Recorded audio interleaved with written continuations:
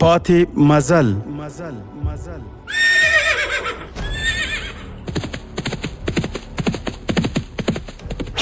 د تاریخي ناولونو ځانګړې خپرونه پاتې مزل د اوسني عصر د ننګونو او فرصتونو هنداره چې د اسلامي تمدن د عروج او انحطاط عوامل روښانه کوي. پاتې مزل د علم او ارتقا پر لاره څراغونه بلوي او د مسلمانانو تیرې سترې واکمنۍ او فرهنګي میراثونه بیانوي.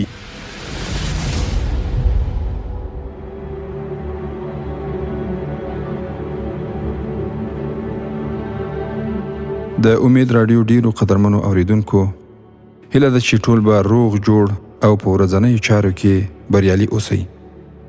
پیل کوو د پاتې مزل په نننۍ خپرونه. هیله ده چې د خپرونې تر پایه راسره پاتې شئ. الحمدلله رب العالمین والصلاة والسلام على سید المرسلین قائد المجاهدین سید الانصار والمهاجرین وعلى آله واصحابه اجمعین. اما بعد، قدرمنو ورونو او خويندو، د تاریخ بن زیاد د رښتینی تاریخ په تیره برخه کې تاسو واوریدل چې نادیه وویل. هغوی په خپلو کې ډېرې خبرې وکړې، خو زه تاته د هغو خبرو ویل غواړم چې کومې ډېرې ضروري دي. یوه ورکې وپوښتل، آیا ته د همدې مېرمنې په وسیله دا کار کول غواړې؟ جادوګر وویل، زه اوس په دې باور لرم چې د همدې مېرمنې په لاس به دا کار کیږي. په 2 ځلې عمل باندې هغې اثر قبول کړی کوم چې ما اچول غوښتل. ما فکر کاوه چې دا اثر به 4مه ورځ را پیدا شي، خو هغه په 2مه ورځ باندې را پیدا شو. زما بادار وپوښتل چې اصلي کار به څو ورځې وروسته کیږي؟ جادوګر وویل 8مه ورځ وروسته. یو بل وپوښتل دا کار به څه ډول کیږي؟ جادوګر وویل هغسې به کیږي لکه چې ما مخکې درته ویلي وه. دا مېرمن به اجلنا ته ورځي او د هغې ستونی به خفه کوي. یو پکې وویل که هغه ونیول شي نو خامخا به دا وایي چې دا کار دې سړي په ما باندې کړی. جادوګر وویل د هغې هوش او حواس به پر ځای نه وي، هغه به خبرې هم نشي کولی، په هر چا به د زمري په شان باندې حمله کوي، بیا به خپله هم ووژل سي. تاسو په دې هکله هیڅ فکر مه کوئ. خو یو بل یې وویل چې موږ د همدې معلوماتو لپاره راغلي یو.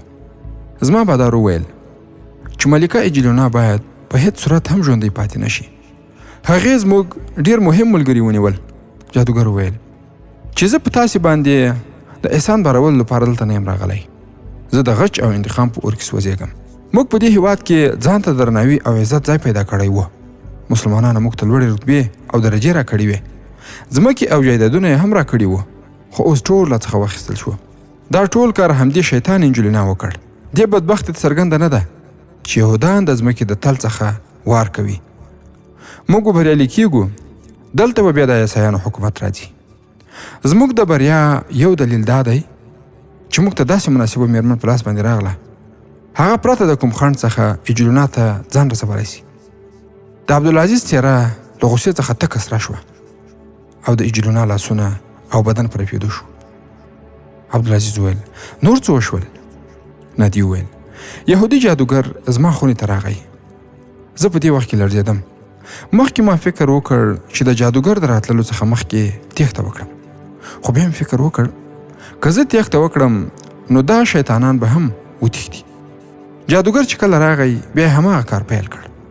هغه راته وویل چې د اجلینا څېره په تصور کې راوله. زما په ذهن کې د ملکې څېره را پیدا نه شوه.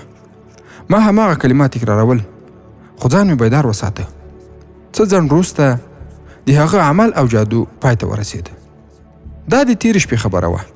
ما سهار د خپل بادار څخه ښار ته د تللو اجازه وغوښته. هغه ما ته بګۍ او ګاډۍ راکړه او خپل ګاډیوان یې هم راسره ملګری کړ. ما ګاډیوان د ښار له دروازې څخه بیرته خپل کور ته واستاوه. ما ورته وویل چې زه بیا ماښام خپله درځم، خو ګاډیوان راته وویل د ماښام څخه وړاندې زه ضرور راځم او ستاسې انتظار کوم. زه تاسې دواړو ته د همدې خبره رسولو په خاطر راغلی یم. زه اوس تاسې ته دا وړاندیز نه کوم چې ما په پخوانۍ نوکرۍ کې بیا ونیسئ. زه تاسې ته د خپل عزت او حیثیت بدله درکول غواړم. ملکې زما ډېر خدمت کړی. که زما په غلطۍ هغې زه وژلې هم وای نو چا له دې څخه پوښتنه نه شوای کولی خو هغې زه ژوندی او روغه رمټه له ښاره څخه وایستم زما په زړه کې چې د ملکې کوم محبت دی هغه هیڅ وخت له منځه نه ځي هیڅ کله کمېدای هم نشي ما خپل مسؤلیت پوره کړ عبدالعزیز نادیې ته وویل ته باید له ماښام څخه مخکې له مخکې ولاړه شې ما به په خپله بګۍ کې استولې وې خو په هغې باندې شک پیدا کېږي موږ ته د هغه کور پته راکړه چیرې چې جادوګر اوسیږي ته د خپل بادار سره بیا هم هلته ولاړه شه نور کار موږ پخپله کوو ایجلونه وویل نادیې تا زما د مینې حق پوره کړ زه به هم ستا حق ضرور پوره کوم په همدې شپه نادیه د یهودي جادوګر مخې ته ناسته وه د هغې بادار په بله خونه کې د 3 نورو کسانو سره ناست و جادوګر خپل جادو کاوه چې دروازه په کراره وټکېده د کور یو اوسېدونکي دروازه خلاصه کړه او د باندې په کتلو سره بیرته بنده کړه خو په دروازه باندې داسې وار او ګزارونه وشول چې د دروازې دواړه پلې خلاصې شوې او د دروازې بندونکی پړ مخې په ځمکه باندې راګزار شو 20 مجاهدین چې د عبدالعزیز ساتونکي وو حویلۍ ته راننوتل او په خونه کې خپاره شول په کلي کې دا کور تر ټولو لوی او معتبر و ټول کلی غازیانو محاصره کړی و د دې ټولو عملیاتو مشري خپل عبدالعزیز کوله د جادوګر د باکس څخه د انسانانو کوپړۍ او هډوکي راووتل څو نور شیان هم ورسره وو جادوګر د نادیې بادار او نور ټول کسان ونیول شول نادیه هم ونیول شوه تر څو چاته شک پیدا نشي چې دا کار د دې په جاسوسۍ سره شوی دی د کلي څو مخور کسان هم ونیول شول بیا ټول بریدات راوستل شول او په بنځای کې واچول شول عبدالعزیز د خپلو پولیسو لوړپوړي چارواکي ته وویل ابوالحسن د یو جادوګر او یو عیسایي ارباب څخه تحقیقات اړین دي هغه ته ټول شیان بیان کړل چې څه یې کول ابوالحسن هغوی دواړه د تحقیقاتو خونې او ځای ته بوتلل په کوم ځای کې وه چې د راډریک چارواکو له خلکو څخه تحقیقات او پوښتنې کولې یهودی جادوګر قایل شو خو یې ویل چې زه یوازې عبدالعزیز ته حالات بیانوم او هغه ته نورې خبرې هم کول غواړم سبا سهار جادوګر د عبدالعزیز مخې ته ناست و جادوګر وویل زه یهودی یم ما هغه څه کړي چې یهودیان یې باید وکړي د ایجلونه جرم او ګناه یهودی قوم نشي معاف کولی هغې زموږ بغاوت ستاسې په خلاف باندې ناکام کړ د دې مېرمنې وژل زموږ مسؤلیت دی د دې کار لپاره څوک نه تیارېدل او که تیار شوي هم وای دې کار امکان نه درلود موږ په دې باندې پوهېدو چې ایجلونه ویریږي او هغه د باندې نه راوځي دا کار ما ته وسپارل شو او زما سره پوخ جادو دی د دې کار لپاره داسې چاته اړتیا وه چې پرته له کوم خنډ څخه ایجلونه ته ورتلی شي یهودي جادوګر ویل چې هغه ته د نادیې معلومات ورکول شول د نادیې د بادار په کلي کې څو کسان داسې وو چې د باغیانو له مشرانو سره یې اړیکې او لارې درلودې او د ارباب سره یې هم مناسبات درلودل ارباب ته څرګنده شوه چې یهودی جادوګر څه شي ته اړتیا لري ارباب وویل چې زما سره داسې میرمن شته چې هغه ایجلونه ته هر وخت ورتلی شي په همدې خاطر زه دې کلي ته راغلم او نادیه ما ته وسپارل شوه جادوګر په نادیې باندې هیپنوټیزم تیزاوه او د هغې ذهن یې په خپل کنټرول کې راوست ورونو د هیپنوټیزم په هکله خو تاسې په تیره لړۍ کې ډېرې پیښې اورېدلې دي کوم کار به چې د حسن بن صباح ډلې کاوه هغه ویل د هغې ذهن یې په خپل کنټرول کې راوست تر څو د خپلې خوښې سره سم له هغې څخه کار واخلي یهودي جادوګر د ډېرو کسانو نومونه واخیستل چې بغاوت او دې کار کې لاس درلود جادوګر وپوښتل زما سزا څه ده عبدالعزیز ورته وویل وژل یهودي جادوګر وویل که زه درته داسې خبرې وکړم چې راتلونکی خطر درڅخه لرې شي نو ما ته به بښنه وکړې زه د راتلونکي په هکله معلومات درکولی شم او د خلکو څیرې لوستلی شم عبدالعزیز ورته وویل ستا ژوند په دې پورې اړه لري چې ستا وړاندوینې آیا د مسلمانانو په کار راځي که نه جادوګر وویل زه ژمنه کوم چې پس له دې به د مسلمانانو او اسلامي هیواد په خلاف باندې هیڅ ډول غلط کار او دسیسه نه کوم عبدالعزیز وویل نو اوس ووایه هغه څه دي چې په زړه کې وي یهودي جادوګر وویل ښاغلی سالار لومړۍ خبره دا ده چې هیڅ مسلمان باید په هیڅ یهودي باندې باور ونه کړي ورونو اگر که دی جادوګر و مسلمان هم نه و خو په اوس وخت کې هم هیڅ مسلمان باید په هیڅ کافر په ځانګړي ډول یهودو نصاراو باندې باور ونه کړي. هغه وویل دلته چې یهودیانو د مسلمانانو سره کوم کومک کړی هغه یوازې د خپلو ګټو او مقاصدو په خاطر باندې کړی دی. بله دا چې تاسې کومې ځمکې او هیوادونو ته راغلي یاستئ دا ډیر حیرانونکي او د پټو رازونو ځمکه ده. د دې تاریخ په وینو لیکل شوی او په راتلونکي کې به هم په وینو لیکل کیږي. عبدالعزیز وویل دا خو کومه خبره نه ده. په کوم هیواد چې حمله کیږي د هغې پوځ خامخا مقابله کوي او له دواړو لورو څخه به وینه تویږي. د دواړو پوځونو سړي مړه کیږي. جادوګر وویل زه د دې وینې یادونه نه کوم. دا وینې په لاسونو باندې تویږي. ډیر لرې مه ځئ. راډریک د یو ګوډ بادشاه په خلاف باندې بغاوت وکړ. هغه یې وواژه او په تخت او تاج یې ولکه وکړه. راډریک د هرقل برج خلاص کړ.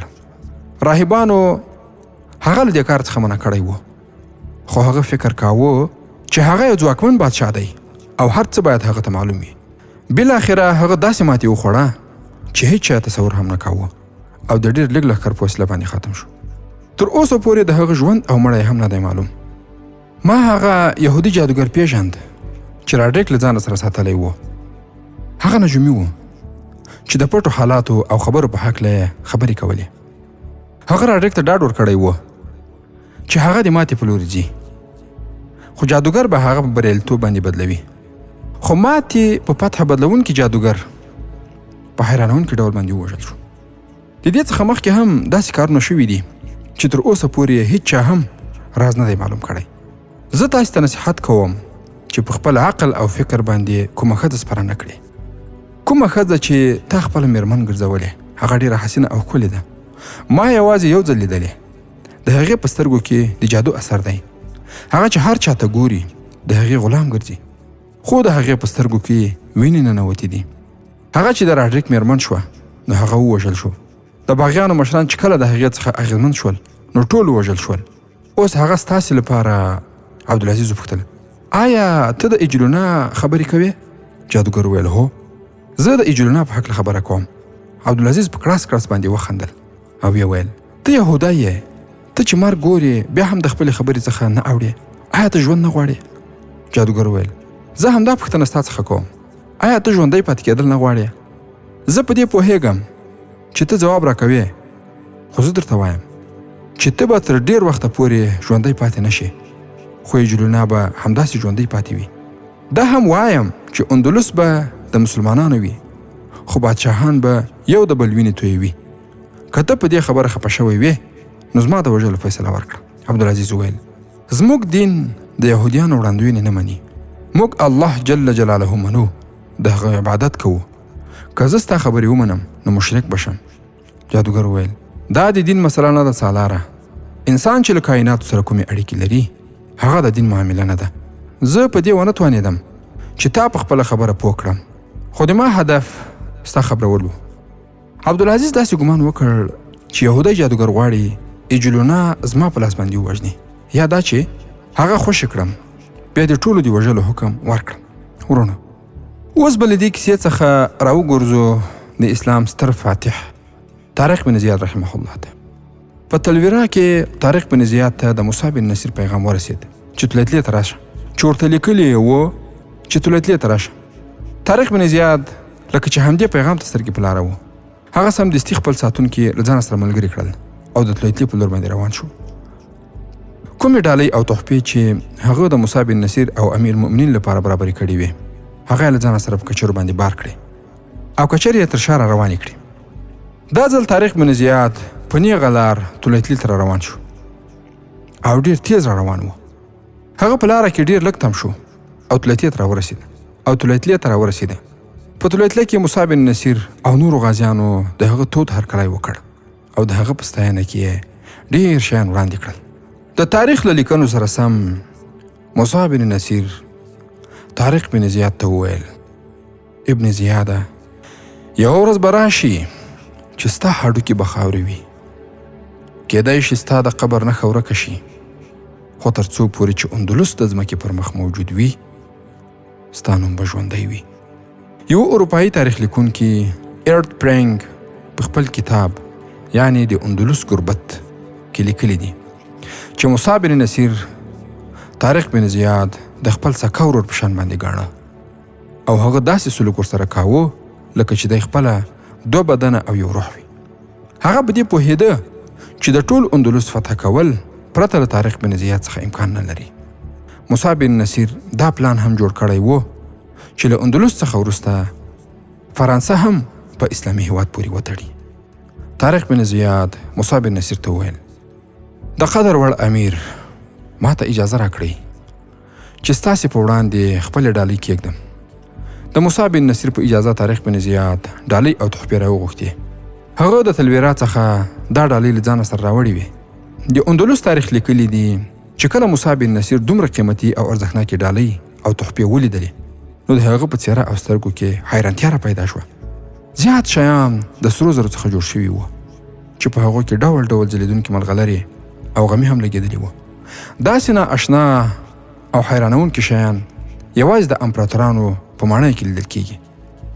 طارق بن زیاد چې کله ډالۍ ښودلې نو ویل به دا ستاسې لپاره دي او دا د امیر المؤمنین لپاره. بیا یې هغه میز وړاندې کړ چې په لاره کې د راهبانو څخه نیولی و او هغوی دا ویل چې دا میز د حضرت سلیمان علیه السلام دی. د خالصو سرو زرو څخه جوړ شوی و. د هغه میز په پښو کې نااشنا او نه پیدا کېدونکې غمي ملغلرې او نور قیمتي ډبرې لګېدلې وې. طارق بن زیاد وویل د دې میز په هکله ما ته حیرانونکې خبرې شوي دي.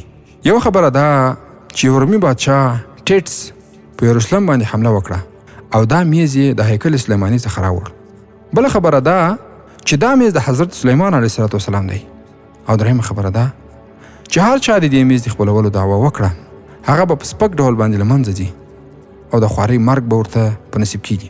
موسی بن نصیر وویل زه په دې میز کې یو بل حیرانونکی شی هم ګورم. د میز خو 4 پښې وي خو د دې 3 پښې شته او 4مه یې نشته. طارق بن زیاد وویل ښاغلی امیر کله چې ما لیدلی و هغه وخت د دې پښې پوره وې خو حیران یم چې اوس پوره نه دي.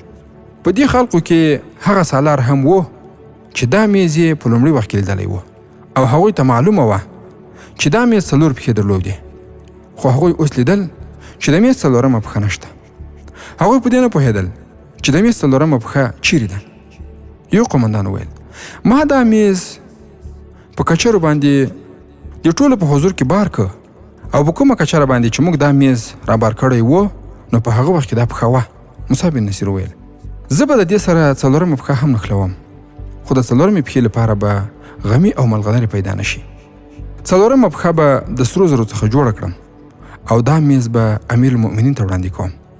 د ښار یو تکړه زرګر راوغواړئ چې د نورو په شان باندې 4مه پښه هم جوړه کړي چې هم ورسره ونښلول شي او هم ورڅخه جلا کېدای شي. تاریخ پوه ډان پاسکال لیکلی دي چې هلته د سرو زرو هیڅ کموالی نه و. هلته هرې خواته سره زر و. زرګران هم ډېر وو. تر ټولو تکړه زرګر یې راوغوښت او هغه ته د میز 3 پښې وښودې. 2 ورځې وروسته 4مه پښه هم جوړه شوه او د میز سره ولګېده. 2 ورځې وروسته د غازیانو لښکر د ارغوان په لوري باندې حرکت کاوه. د دې لښکر 2 مشران وو. یو امیر موسی بن نصیر او بل بربری ګربت طارق بن زیاد رحمهم الله. د موسی بن نصیر عمر په اخري پړاو کې او طارق بن زیاد د ځوانۍ په پړاو کې وو خو د جنگي فراست عزم او همت له پلوه دواړه ځوانان وو. هغوی دواړه چې د لښکر سره په کومه لاره باندې تلل هغه څه اسان لار نه وه بلکې هغه ډېره سخته لوړه او ژوره دره وه. دا د ارغوان سیمه وه چې مرکز یې د سارګاسا ښار و.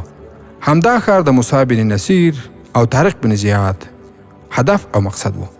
خو دې ښار ته رسېدل پوره حوصله همت او زغم غوښت. نیغه لاره ډېره اوږده وه. 1 میاشت فاصله وه خو موسی بن نصیر او طارق بن زیاد خپل لښکر له بلې درې څخه تېراوه چې لنډه فاصله یې وه. دا دره هم د الحجاره په شان باندې خطرناک او تباه کوونکې وه. هوار ځایونه هم پکې وو خو لوړې ژورې پکې ډېرې زیاتې وې. کندې ډېرې او ویالې پکې ښې پرېمانه وې. ځینې ویالې ژورې او زیاتې اوبه یې درلودې. دا ځل بیا د لښکر خوراکي شیان او سامان د ګاډیو پر ځای په کچرو باندې بار و ځکه چې د دې سیمې څخه د ګاډیو تېرېدل اسانه کار نه و. د ټول لښکر لپاره د یو ځای خوراک تیارولو امکان نه و نو ځکه هر غازي ته یو لوښی ورکول شوی و چې باید په هماغه کې خپل خوراک وکړي. د هر غازي سره د اوبو یو مشک او د وچ خوراکي موادو کڅوړه او بوجي وي. پیاده غازیانو خو دومره سامان نشو پورته کولی. له هغوی سره خپله وسله هم وه. سپرو غازیانو ته ویل شوي وو چې پیاده غازیانو ته خوراک او اوبه دواړه ورکوي. په دې لښکر باندې هم هغه ستونزې راغلې کومې چې د طارق بن زیاد په لښکر باندې د الحجاره په دره کې راغلي وي. د سیندونو او خړونو په تېرېدو کې څو غازیان ډوب او شهیدان شول. په ځنګل کې چې کله هم تم کېدل هلته هم څو غازیان مارانو وچیچل او شهیدان شول. څو غازیان تر ملا پورې په جبو او خټو کې ښخ شول خو د نورو په همت راووتل. تر ټولو زیاته ستونزه د باد او باران، طوفان او سیلی وه چې پوره یوه ورځ او شپه روان و. د ونو غټ غټ ښاخونه او څانګې ماتېدلې او ښکته رالوېدې. 4-5 آسونه د ونې لاندې د تندر او برېښنا لوېدلو په سبب باندې مړه شول. آسماني برق او برېښنا د ټول لښکر لپاره یوه شپه او ورځ غټ خطر ګرځېدلی و. هر ځل به داسې چاودنې کېدې لکه چې بمونه الوزي او انفجار کوي. د لښکر سره خیمې نه وې. غازیان د تندر له ویرې د ونو لاندې نه کېناستل ځکه هغوی ته څرګنده وه چې تندر په ونو باندې رالویږي. هغوی د غونډیو او کمرونو لاندې پټېدل. سره له دې هم هغوی د دې طوفان څخه خوندي نه شول پاتې. کچرې او اسونه له یخني او ویرې څخه رپېدل. د انسانانو حالت له تصور څخه پورته و. په ویالو او خوړونو کې سیلابونه راغلل. د غونډیو او کمرونو په منځ کې هم اوبه د سیلاب په شان باندې روانې وې. د موسی بن نصیر او طارق بن زیاد او نور سالارانو هم همدا حالت و. ورونو دا یوازې د الله جل جلاله د رضا لپاره و. غرونه، رغونه، ځنګلونه او هر خطر یې په ځان باندې اخیست د الله جل جلاله د کلمې د لوړولو په خاطر. هغوی یوې او بلې خواته پناه ځایونه نه لټول بلکې په خپلو اسونو سپاره یوې او بلې خواته شول تر څو په ټول لښکر کې وګرځي. ورونو دا د لښکر سالاران ول، مجاهدین ول، د ژوند په هر خواهش باندې پوهېدل خو په دغه حالت کې هم ځان هوسا جې ته نه رساوه او ځان یې داسې امیران نه بلل چې پر ځانونو یې هوسایي او په لښکر د هوسایي نه وي. دوی په لښکر کې ګرد ګرځېدل. هغوی به د غازیانو ډلې ته ورغلل. ټوکې او خنداوې به یې ورسره کولې تر څو هغوی ورخطا نه شي او خپل همت له لاسه ور نه کړي. په دې سبب د هغوی معنویات را بیدارېدل. موسی بن نصیر د غازیانو په منځ کې ګرځېده او دا به یې ویل تاسې سیلاب او سمندر نشي راتم کولای. د اندلس د پوځونو دیوالونه ستاسې لاره نشي ډب کولای. تاسې دلته لکه د غرونو په شان کلاګانې ماتې کړې. دا طوفان هم ستاسې څه نشي خرابولی. هر سالار د غازیانو حوصله پورته کوله. موسی بن نصیر هر غازي ته ویل زما حالت وګورئ، زما عمر او بوډاتوب ته وګورئ. په دې عمر کې د انسان پښې او لاسونه رپېږي خو زه په دې سخت طوفان کې هم خپل لاسونه او پښې رپېدلو ته نه پرېږدم. دا یوازې خبرې وې خو په حقیقت کې هر یو رپېده خو هیڅ چا هم د خپل همت او زغم لمن نه و خوشه کړي. هغوی خپل روحاني او معنوي ځواک را بیدار کړی و. د باد او باران طوفاني شپه هم تېره شوه. سبا سهار د لښکر حالت داسې و لکه چې په سمندر کې کښتۍ بې کنټروله شوي وي او د کمرونو او غرونو سره جنګېدلي وي. غازیانو د حرکت او تللو وړتیا نه درلوده. زیات غازیان ناروغه شوي وو. لښکر ته یوازې یوه شپه او یوه ورځ دمه او آرام ورکول شو. بله ورځ لښکر بیا حرکت پیل کړ. هغه غازیان چې ناروغه شوي وو هغوی په اسونو باندې سپاره کړای شول. حرکت یې د سهار له لمانځه وروسته پیل شو. لمونځ په لمده او اوبلنه ځمکه باندې وشو. د ونو څخه د باران څاڅکې له هماغسې څڅېدل. د لمانځه څخه وروسته موسی بن نصیر غازیانو ته لنډه وینا وکړه چې هغه د اسلام د تاریخ یوه برخه وګرځېده. هغه وویل ای د اسلام غازیانو، الله جل جلاله د باد او باران له طوفان څخه هغه څوک روغ رمټ راباسي چې ورڅخه خوښ او راضي وي. د نوح علیه السلام له طوفان څخه هغه کسان یوازې ژوندي پاته شول چا چې د حضرت نوح علیه السلام پیروي کړې وه او خپل رب یې خوشحاله کړی و. په دې کې هیڅ شک نشته چې الله جل جلاله په دنیا او آخرت دواړو کې بدله او انعام ورکوي. تاسې د کفر دې هیواد ته د الله جل جلاله او رسول الله صلی الله علیه وسلم مبارک پیغام راوړی دی. بېشکه دا ځمکه ستاسې سجدو او د شهیدانو پاکو وینو پاک او صفا کړه. د دې ځای هوا ستاسې اذانونو خوشبویه کړه. دا د الله جل جلاله وعده او ژمنه ده. که تاسې مخلص مسلمانان شئ نو 10 به په 100 او 100 به په 0 برلاسي یاستئ. په تاسې کې نه څوک پورته شته او نه څوک ښکته. لوړ او پورته یوازې هغه څوک دي چې د الله جل جلاله د رضا په خاطر د الله پاک په لاره کې د ځان او مال قرباني ورکوي او دا احساس ورسره موجود وي. ای زما ملګرو او دوستانو، الله جل جلاله ستاسې کومکی او مرسته کوونکی دی.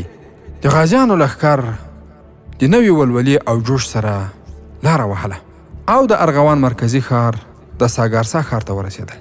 شاوخوا سیمه ډیره ښایسته او ښکلې وه. په دفاعي لحاظ سره ښار ډیر کلک او قوي و.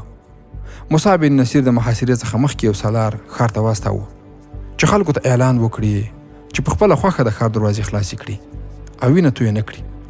او که موږ په زور باندې ښار ونیو نو بیا به هیڅوک هم نه بخو. که خپله مو دروازې خلاصې کړې نو هر ډول اسانتیاوې به درکول کیږي. سالار مخکې ولاړ او اعلان یې وکړ. د ښار له دیوال څخه اعلان وشو که د همدې ځای څخه بیرته ولاړ شي نو زموږ ځواک به ستاسې پسې نه درځي. د دې کلا او ښار د نیولو خوب له ځانه سره یوسئ. سالار وویل موږ وینه تویول نه غواړو. د دیوال څخه آواز وشو موږ وینه تویول غواړو. موسی بن نصیر خپل سالار ته حکم وکړ د خپل ځای څخه بیرته راوګرځه. له دې څخه وروسته ښار محاصره شو.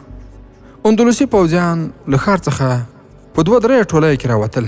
په زړورتیا او میړانه سره به جنګېدل او بیا به ښار ته ننوتل. په ټول اندلس کې د پوځیانو د جګړې همدا طریقه وه. د ساګارسا پوځ هم همدا طریقه خپله کړې وه. په دې توګه د غازیانو زیات تاوان وشو. بالاخره همدې طریقې د ساګارسا پوځ ډوب کړ. خو څو غازیانو هم خپل ځانونه قربان کړل. په تاریخونو کې د شهیدانو شمیر د 50 څخه تر 80 پورې ښودل شوی دی.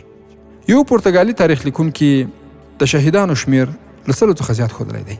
که د دوی شمیر 50 و که 100 خو هغوی داسې قرباني ورکړه چې د جګړې په 8مه ورځ چې کله د ښار څخه پوځیان راووتل نو غازیانو پرې د غشو باران پیل کړ. ورونو، د مجاهدینو ډیر خیال وساتئ. لکه څنګه چې د طارق بن زیاد او موسی بن نصیر رحمهم الله مجاهدین هم دغسې جنګېدل. الحمدلله ټول مجاهدین په همدې ډول باندې وجنګېدل.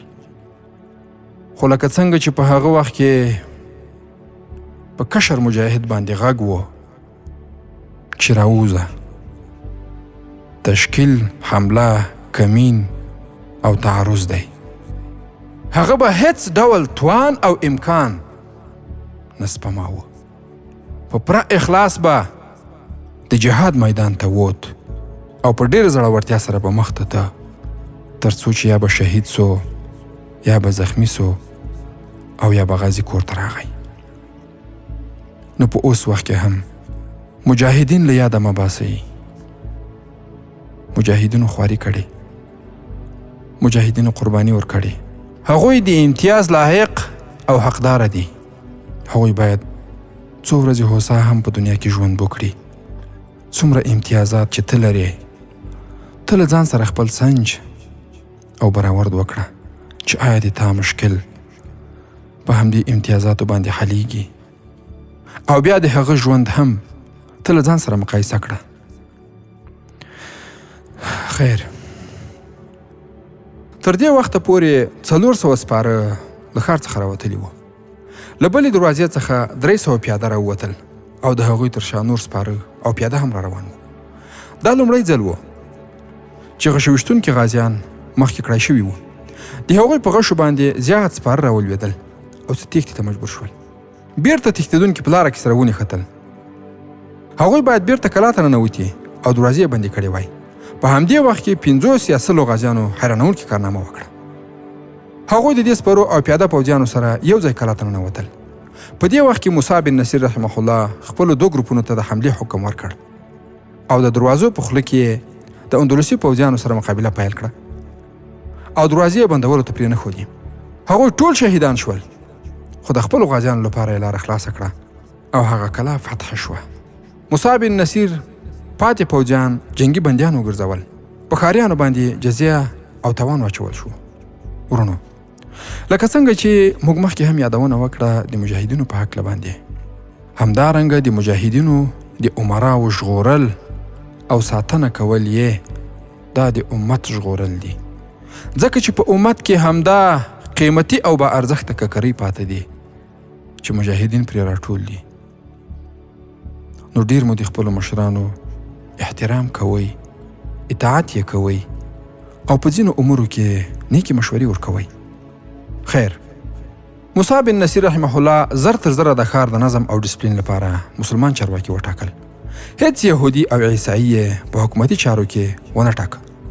د ټول ولایت مشر چارواکی حسین بن عبدالله وټاکه چې د والی او گورنر حیثیت یې درلود.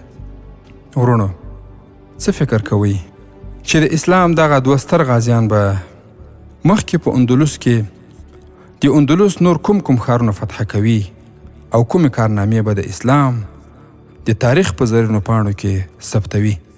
دې او د دې ته ورته پوښتنو ځوابونه به په راروانو برخو کې سره له ګټورو او جهادي تفسیرو واورئ ان شاء الله تعالی. د امید راډیو ډیرو درنو او متدینو اوریدونکو، دا وه د پاتې مزل نننۍ خپرونه چې تاسو ته ما ډاکټر سیف الله خالد وړاندې کړه. هیله ده موږ هم په خپلو نیکو دعاګانو کې یاد ساتئ. تر راروانې جذابې تاریخي خپرونې مو په لوی او مهربانه الله جل جلاله سپارم. السلام علیکم ورحمة الله وبرکاته.